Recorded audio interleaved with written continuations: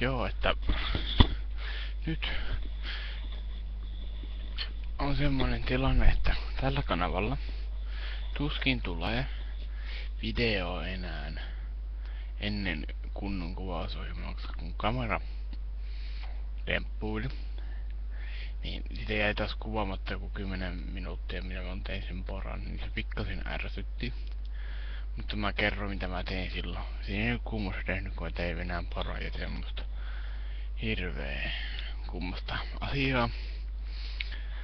Mutta joo, tää on tämmönen minuutin about tiedotusvideo. Mutta tällä kanavalla nyt tapahtuu kaikille ihmisille siellä ruudun toisella puolella.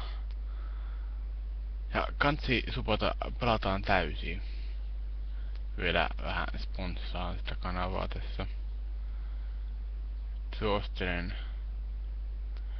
Suosittelen sen tilaamaan. Joo, ei mulla sit sitä mitään muuta, niin tuskin tulee enää minne Jokcraftia enää sen koommin, jos en hommaa uutta kameraa tai sitten hommaa uutta kuvausohjelmaa. Todennäköisesti otan kun mä hommaan Frapsin tai about jonkun muun tässä näin. Se nyt näyttää tässä jonkun XSplit Conclave Simple.